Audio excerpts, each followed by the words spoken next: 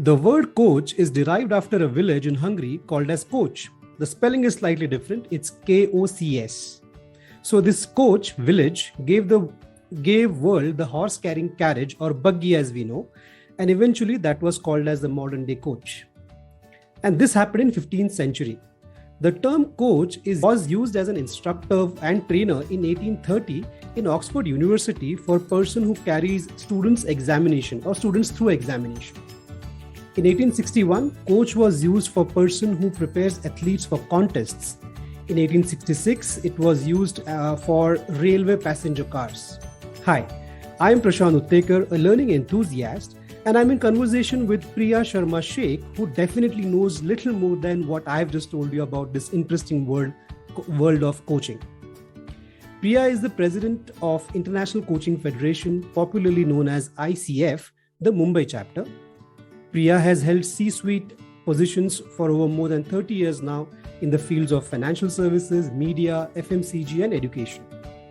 She is now an ICF credentialed professional certified coach, also known as PCC, and as a growth catalyst, she helps individuals, teams, and organizations lead, communicate, and sell better and grow from good to great. Welcome to the show, Priya. Thank you so much. What a lovely description. And I loved that beautiful story about how the coach progressed from being someone with KAUS, you said, is that right? And all the way to where we are today. So I do a little thing called as the Relearning podcast, and I did this episode. So I just thought I should start with that. And who knew that carrying people through a buggy would turn out to be a modern day profession? Exactly. My gosh, really. And a much needed one, I'd say, because at the end of the day, we all need a coach. That's what we as ICF coaches believe, that everyone needs a coach and everyone should have a coach, access to a coach. Oh, lovely. And thanks. And let me just compliment you. Look amazing. And thank you for your presence on this conversation. Thank you so much. I'm hoping that, this is not being a problem because I've got this condition with my eye, thanks to the surgery, but I'm trying to be as my pleasant self as possible. Oh, you are. You don't even have to try. So all trying is happening here. So trust me. So let's get to it. My first question is, and again, this has been on minds of many people, right? What does coaching mean to you? And why I ask this is, coach as a word is used largely in sports, and that's a direct relation. And in the last decade or so, it has been very prevalent in the corporate world, or it's very corporate-ish kind of a word. So my question is very simple. What does coaching mean to you? And probably first, what coaching means or is defined by ICF. So let me start with what ICF's definition of coaching is. Sure. ICF defines coaching as a partnering with clients in a thought-provoking and creative process that inspires them to maximize their personal and professional potential. Right? Uh-huh. And the beauty of this definition lies in the key words of this particular description. It's a partnering. That means there is a client and there is the coach. And they need to sort of be on the same plane of understanding at where the client is. And therefore, then begins something called as a thought-provoking creative process, where there is a discussion, there are questions that are asked that makes the client think, thought-provoking, creative. That means think beyond their usual way of thinking. And then inspiring them as they think, to maximize their personal and professional potential. I find it a very fascinating definition because it really is talking about how each client has within them this potential, sometimes tapped into, of course, but a lot of times not tapped into because of whatever limiting beliefs, stereotypes, fears, all kinds of things that are going in their head as chatter, right? So where does the coach come in and what does the coach do? So in my opinion, and this is something that I really love because this is, we were discussing about the work we're doing on the Conclave, and a beautiful definition of coaching came up. We spoke to one of our clients. In fact, one of my colleagues, Tushima, she spoke to one of her clients and said, what is it for you? What is coaching according to you? Forget about what we coaches say what coaching is. And he said something very beautiful. He said, coaching is a process that allows me to be myself and find my own solutions in a safe and confidential setting. It really is actually that simple. Because who am I, for example, to tell you, for example, how to lead your life? right? True. You know how to live your life best. You know what's going on in your life. You know your paradigm. You know the circumstances in which life is revolving around you, right? And yet here comes a coach and says that, I can coach you to do things better. And how does that happen? What why would one let a coach come in, right? Because sometimes, even though despite whatever we're trying to achieve, we somehow are not making the progress. We're not able to make that transition. So the coach comes and understands, okay, what's happening? And this what's happening to move from point A to point B is a process. And it becomes a creative process because I'm trusting you to find your own solutions as the coach. So I am no one to tell you that, hey, aap aisa karo apni life mein, aap aisa Right. karoge, be able to make it awesome. If I tell you that, that means I'm giving you advice, then I'm not coaching you. Yeah. But I'm here to hold space with you, a confidential, safe space where you say, you know what? I'm not starting that dream business that I wanted to 20 years ago when I left college, when I was so confident and I'm still so sure that I want to do it, but I'm not pressing the trigger because I just don't feel that I can do it. I feel I'll Hmm. fail. I'm not sure if I press the button, what will the repercussions of this be? So the coach comes and says, all right, let's see what we can do here. Can we discover it together? Can we discover what's going on? What's really holding you back, right? So that's what we do in coaching. We are able to actually engage in a thought-provoking process with the client, helping them move forward, making that transition, taking that leap of faith, knowing what perhaps are the consequences of that action, and mindfully making choices to move in a direction that I wish to, from that point A to point B. That's such a So powerful definition, and thanks for elaborating the ICF definition to what you just said, right? And वो कहते हैं ना हिंदी में that हम सोचते रह जाते हैं, right? Ji, So that's so powerful, and I'm sure there are so many stories of people with wanting to do something, and there right, comes a coach in many form. It could be a professional such as you, and it could be some other inspiration as well, and it transforms the entire life that they do. of the person. Yeah. Yeah, and in fact, like you said, I in my own capacity, I also coach. I love the first stage of discovery and exploration. That's the Hmm. most there are so many emotions and feelings and why nots. That's just beautiful. Yeah, you wanted to add something. Yeah, the thing that this thing about discovery and this self-awareness, the day you meet yourself, we are constantly wanting to make connections outside of us. इसको मिलूं, उसको बात कर लूं, ये कर लूं, वो कर लूं. हम कब अपने आप से मिलते हैं और अपने आप को पहचानते हैं और अपने आप को एक्सेप्ट करते हैं जैसे भी हैं, right?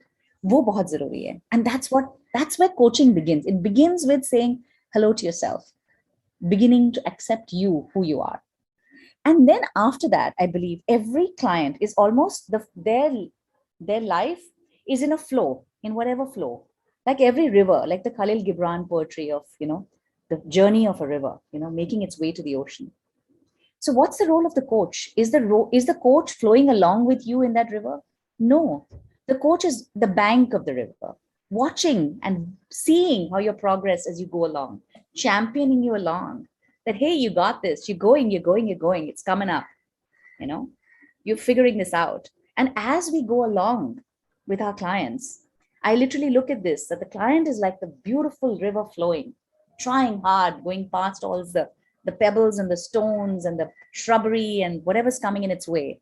And here we are as the coach. Yeah, you got this. You're going along with you all the way up to the final point where you finally merge into the ocean and you're able to be part of this oneness that we all are really all about.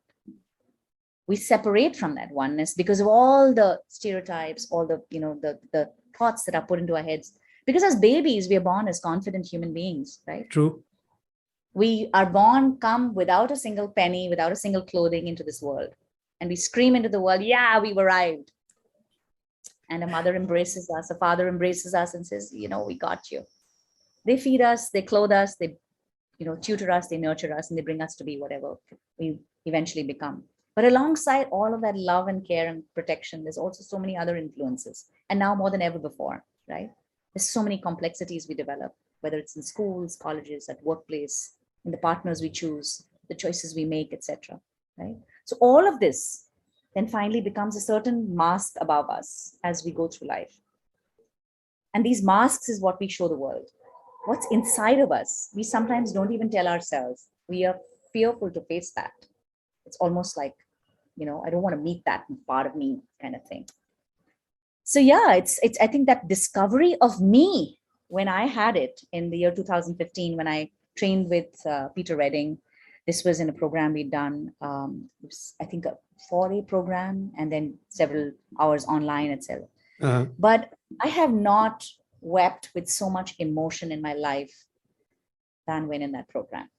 But just meeting me was so huge. Wow. So huge.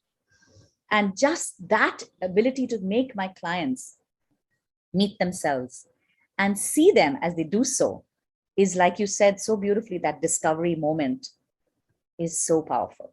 And then from there begins the journey, because here's where I am. Now, where do I want to go from here?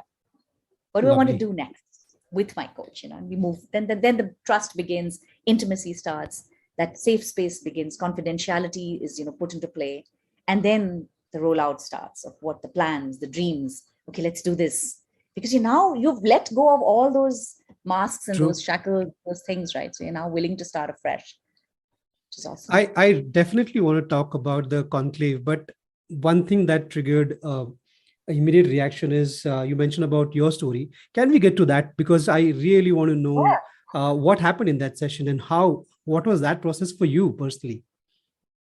Yeah, so I'd love to share that, because there was this particular client, we have these peer coaching sessions as a practice thing when you're going into the coaching engagement. And our instructor had said to us that, when you are doing this practice session, there will be emotions. But as a coach, you are not to be part of those emotions. You're supposed to observe them and let your client go through it. So there was this colleague of mine who was my fellow learner, Amrita Singh. She's also a chapter member now, and she's a great coach. She's done some great stuff for herself in her career in coaching space. So Amrita was my peer coach at that time. And when we got the questions that were given, that, you had to, so tell us about your story, tell us about what success is, what, challenges you faced, and how did you come past them, and think that that's a typical thing of discovery, right? Where's the strength? Where's the Shakti within? Let's bring that out. Where is it hidden? Why has she been put into the corner? Bring her out to speak up for you. So she began to ask me these questions, and I was like, and started talking about my story, and I'm like, crying, and I'm like going on and crying. And she's sitting in front of me, and she's a new coach too, so she's trying to play the part. And she was sitting there watching me, trying to be as mindfully observant as possible. I'll never forget that moment, because her not reaching out to hug me or quieten me or not crying herself allowed me to really open up. There was no restriction. Because if she had gotten up to hug me or say, oh my God, really sorry you went through this, or something like that, it breaks the chain of thought. There you go. Yeah. It puts the barrier, and it's almost like a trigger for me to stop, or she's getting affected, because then your mask comes up. Oh no, you got to save her. She can't be. I've got to be nice to her. I've got to take care of her. I call it, you gave the analogy of rivers, right? It's little branch that comes up. It is in the same line, but there's a different flow to it. It's so beautiful. I'm sorry I stopped you. Sorry. No, Please go on. not at all. Oh, she let me do that. And I have wept like a baby, talking about the things that I've been through, the things that bothered me, the things that I felt limited at, where I felt judged, where I felt small and I felt I couldn't do anything. I was the worst, and blah, blah, blah. Guilt, everything, all of it was coming out. And I think we spent about a good 20 minutes. And I think cried pretty much 19 and a half minutes out of that, except for the first half a minute where I started the story. But Prashant, by the end of it, I felt almost like a weight off my shoulders. Like, I'd been holding on to all this, right? And the reason you never really completely take it off and you hold it on as a weight is because, you like I said, had she stopped me, like when you talk to your mom or your dad or your kids or your husband or anybody, they'll say, "Arey, kya? Nahi, se rote nahi hai. Don't be silly. Se rona nahi chahiye. Wrong hona chahiye." But नहीं होना है मुझे strong, मुझे कभी टूटना भी है बताने के लिए कि मैं कितनी वल्नरेबल थी. I was breaking, I was in in pieces in so many times, and I couldn't share completely with anybody, you know. But just her holding space for me. And this thing about, a lot of people have asked me, what is this thing about holding space? In coaching, it's an interesting term Yes, that says hold space for somebody. That means you're just letting the person be themselves. it's very tough. You're Yeah. just it's not easy to, because the typical thing would be, keep it, no, don't cry, stop, no, it's okay, don't come, let me give you a glass of water. That's so long ago now. Why are you thinking about it? Why you? So the thing about what I found about the coaching process was this also, that, so the instructor said, whatever cleansing you want to do, finish it, do it, come to a point of plain. Here's where I am now. हो गया जो था. अब यहाँ से आगे क्या करना है? So this is the beauty of coaching, that it's not about the past. So the coach is not aiding what I wanted to say about the past. The coach is letting me come to speed, letting herself come to speed to where I am now, and saying, okay, now from here, where do you want to go? Because now we want to bring change. Makes sense. The awareness has happened, acceptance has happened, vulnerability has happened, emotions have happened, all that's done. Ab kya? Lovely. अब शुरू होती है चाल, अब शुरू होती है दौड़, अब शुरू होते हैं एम्स, अपने गोल्स, ड्रीम्स बनाना, ड्रीम्स को साकार करना. और तब आती है हिम्मत, because the coach is holding you accountable, कि भाई आप ड्रीम्स तो बना रहे हो, उसका क्या अजल है, what will actually happen, what will you really be able to achieve it or not. So What that's is Azal? होगा कि नहीं, मतलब Azal. will it actually happen? You're making these tall dreams. Like when I was a youngster, I would have this dream that I would be a great singer. It's one of my gifted talents. It's my natural gift. I sing well and all that. So अक्सर ये होता था कि, what, I'll become a great singer. I'll go sing, like the Beatles. I'd be a fan of the Beatles, and I would say I'll go sing and, do this, that, and the other. But that's the thing. You want these dreams, but are you willing to put the effort that goes behind it? Because really it's you. The coach is not making the effort, right? You have to make the effort. So it's one thing to think that, I want to sing in that park out there, Central Park. And I have millions of people, waving to me with their mobile phones and what have you. But what does it take to get there? Like thousands of hours, of work, right? There's that story about Outliers of Malcolm Gladwell that says that it takes thousands of hours of practice for Beatles to get from where they started out to be where they finally ended up being. The iconic figures. Are you willing to put in that hard work, the sacrifice, the hours, the tears, the blood on your hands with the guitaring? It's all of that. You're willing to put that grind out there. So therefore, the whole thing about setting those goals, which are realistic, and those SMART goals, etc., it's specific. I want to go sing at Central Park, but that means blah blah blah blah blah. All of this. So of course, what part of this are you committed to, right? So just making the client be able to set goals that are something that is achievable, something that's real, something that's possibly time bound, something that they can do, and they're willing to put in the work that goes for all of that. So that's what the coach does.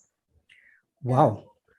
Well, we packed so much in that. That is, you whatever you are, you address that, acknowledge what we have, and that's not even the start. That's just addressing and meeting self, and from there the actual journey begins, where probably that's uncharted route that you're going to take, and that's wonderful. Thank you for sharing this. It's so wonderful. I'm getting to the next question, and it's very close to what we were just talking about. While on the way, coaching in India is getting recognized, it's getting aware, but there are many myths. So what are some myths that you would like to burst about coaching? Lovely. So one of the myths that coaching has is that it's only for large organizations, ye badi companies, big pockets, they are the ones who get. No, I think coaching is for every organization, individual, entrepreneur, solopreneur, parent, everybody has access to coaching and should have access to coaching. Coaching is for all. That's the key thing. And that's a myth that's saying it's only for the large organizations. I think every single solopreneur who's starting their their what are they called now? These cloud kitchens, Yeah. or to somebody who's making these crochet bags, or somebody who's running, say, a salon, or somebody who's running a coaching practice, or running a business, or starting, say, an Ayurvedic company. God knows whatever you may be starting and wanting to set out to do. Everyone should have access to a coach, and everyone can have a coach. Yeah. So it's a myth that it's only for large organizations. The fact is, it's for everyone.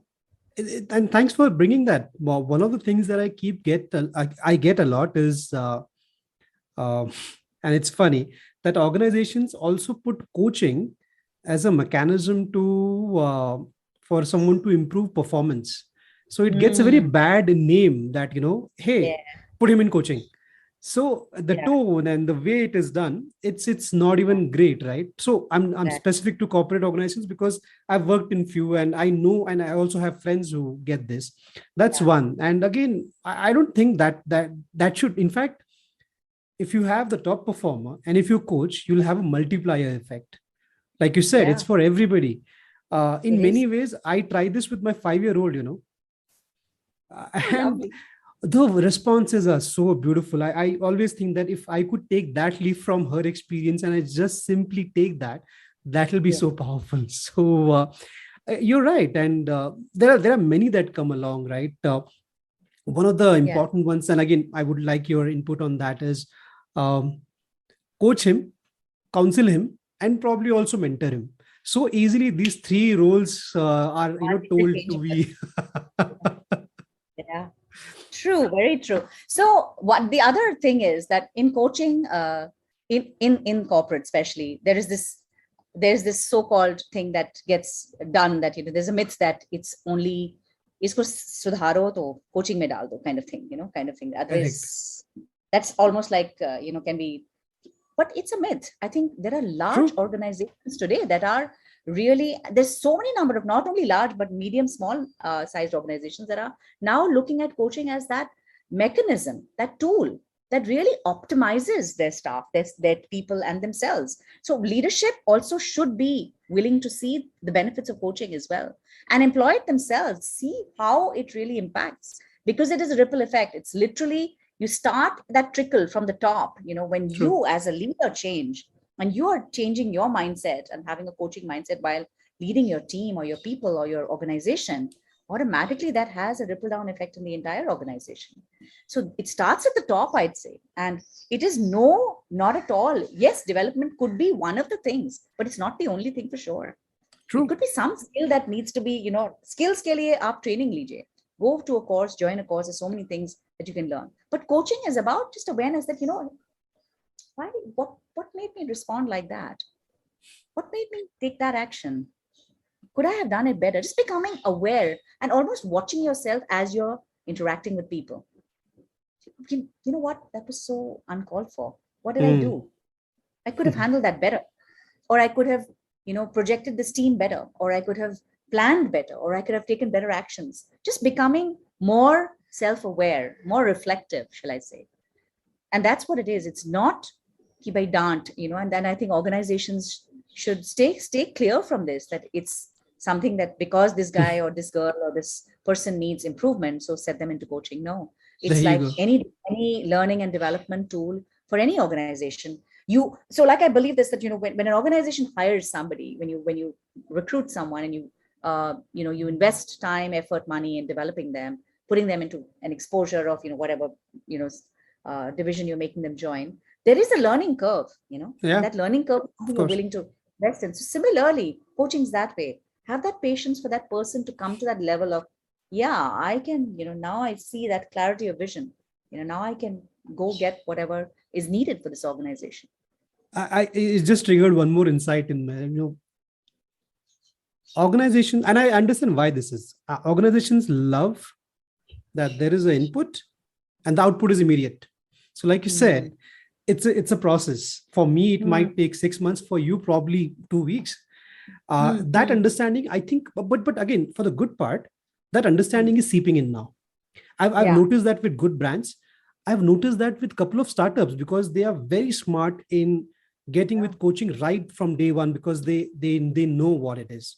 And thank you again. Lovely insights that you're sharing. Now let's get to what's on your right hand side top corner. And I love the caption. Let me just tell you right at the beginning. It's time to rise. Tell us more Yes. about this coaching conclave. So the coaching conclave is the third of its kind in India. It's the ICF India Coaching Conclave 2022. This was Nice. started in 2018 by the Bengaluru chapter of ICF. And in 2021, that is last year, it was done by the ICF Chennai chapter. And this year, the ICF Mumbai Charter chapter is hosting the conclave, along with the other 5 chapters, that is in Delhi, Chennai, Bangalore, Hyderabad, and Pune. So all of the team members or volunteer coaches from all these chapters are coming together to put together this conclave. The essence of this conclave, we felt, was that the world has been through such a huge churn with the pandemic happening, impacting globally in so many different ways. Families, individuals, careers, organizations, just the entire systems, right? So much has happened. And we've been through so much as a people, shall we say, as a collective, that there's this awareness that has sort of set in. There's a sense that there needs to be something different. Something has to be done differently. And whatever that something is, there's this desire to do it. And in my conversations with so many people, not only with my clients, but friends, family, kuch to change hona chahiye. Something should change. Something has to shift, right? So there's this sense that I want to shift. And then there's this fear, reluctance, all these kind of emotions in our head. What's to be done? What can we really do? And really, it's what can I do? How can I take responsibility? How can I rise? And how can I rise to this occasion and leverage this opportune moment in the universe right now to do something and be accountable to that change that I wish to see? So that whole thing of Mahatma Gandhi's thing about, put action to, the change that you wish to see, be the change you wish to see out there. Can I rise up, or can I rise to make that change happen? Whatever it be, whether it's in my own personal life, my beingness, my family, with my children, with my partner, with my business, my work, my clients, with society in general, with any relationships I might have. So can I rise? Because it is time to rise. It is that time where each of us needs to take that responsibility on our own little shoulders and rise to an occasion that's new, to an emergent future that we all want to leave behind for our little kids, for your little daughter who's 5-year-old, who has the world to discover still, right? Can we leave a better world behind? Can we leave a world that's more accepting, welcoming, loving, growing? Yeah. That's such a powerful message, right? It's it is really heartfelt. And it's heartfelt. It's really filled. I mean, for us, the team that's been working on this conclave just feels this energy of it's time to rise. And the intention is I rise as a coach. Okay. As a coach, I rise to make coaching visible, comprehensible, and accessible to all. And that because we feel that this coaching process, this so-called creative and thought-provoking process that we all engage in when we get into a coaching process, it just makes us more aware and more accountable to who we are and what we can do, right? So we want coaching to be there in everyone's life. Like you said, you're talking to your 5-year-old with coaching mindset. And it's so beautiful to see her answering those questions. And there's an innocence in that child's mind already that she knows, an easy answer. But we as human beings, as adults, we complicate stuff with protocol, with this, that, and the other. And we just make it easy. That's true. Yeah. So it is that. It's basically, it's the sense, the theme of the conclave this year is it's time to rise. And the sense of the mission statement. Yeah. I have seen the lineup. It's amazing. Let me just compliment you on that as well. It's a beautiful lineup. The who's who in coaching, let me just say that. And the famous people, the people who have gained so much experience and bring so much gravitas to the chapter in India. It's just amazing. Sorry, I cut you because I just want to bring that, the lineup that you have this year is really nice. Yeah, we have like 85 plus speakers. We have another 12 facilitators who are trying to do some stuff. We have so many different hosts, coaches who are going to be the hosts of the sessions. There's just so many people coming together when so much energy is towards that one single focus of it's time to rise. Look at the impact it's going to have. I mean, I cannot wait for the 24th of August to happen, because that's when we open the inaugural ceremony of the event.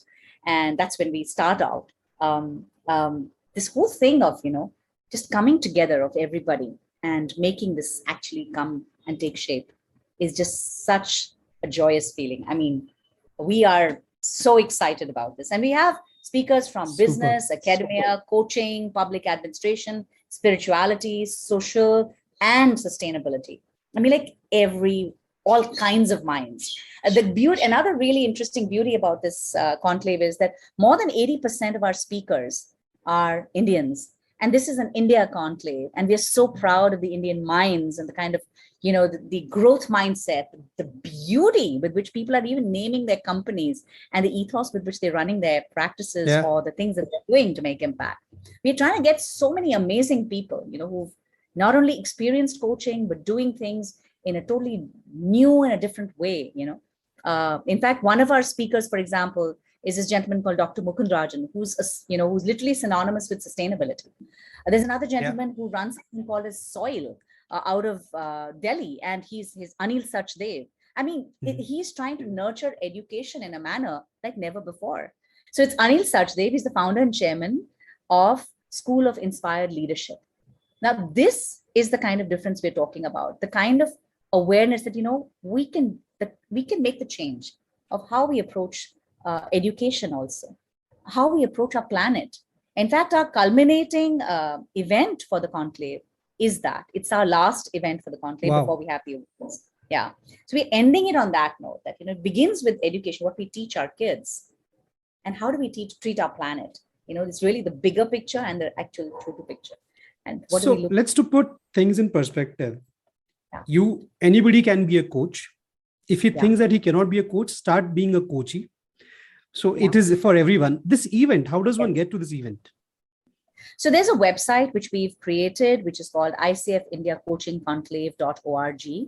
This website, all the information related with the agenda, the speakers, the kind of people who can benefit from attending, literally everyone, parents, academicians, young adults, students, corporate executives, leaders, business owners, solopreneurs, professionals like chartered accountants, CAs, lawyers, doctors, all these kind of people as well, artists, performers, actors, dancers, anyone who's a human being, who's somebody who wants to make a change in their life should come to this conclave. That's the invitation. Beautiful. Come one, come all. Beautiful. And thank you for that. And I will ensure that, all the descriptions, rather, whenever we post this out, the descriptions and the links will be always mentioned. All right. So thank you for doing this. Now we get to the segment where people get to know you. By the way, people have got to know you, and little bit that I know you're speaking from heart, and it's very, very powerful. And definitely it's time to rise. These are simple questions. No pressure there. And these are just simple questions on about you. So things about you. So very simple. It's something like, what is your favorite aspect of coaching? I think there are several, but the most favorite thing is just being able to meet the person. So I'm a connections coach, and I love just meeting a variety of people. So I think just meeting people, connecting with them and meeting them where they are at.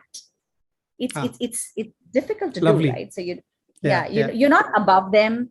They're not above you. I could be coaching a youngster who's a teenager or a young adult, and I could be coaching a senior citizen or the MD of a company, but I'm meeting them where they're at. And that's what I love about coaching. It helps me meet people at where they're at.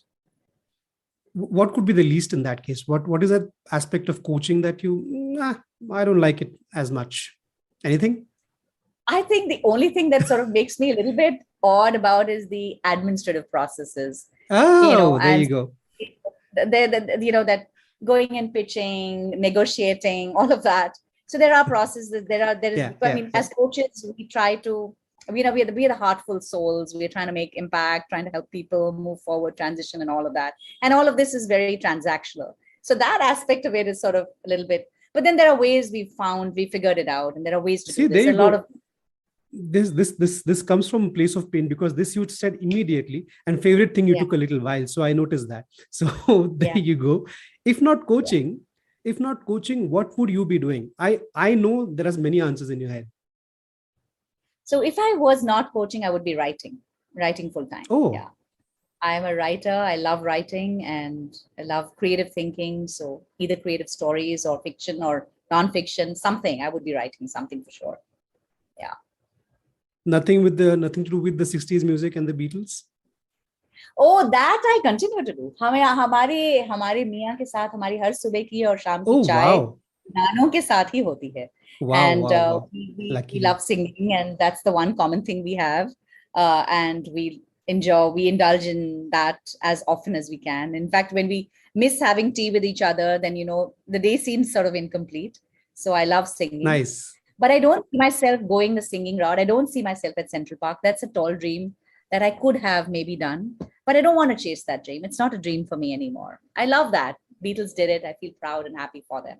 There's so many others who've done some great things, not only them, but in our own country, such great singers.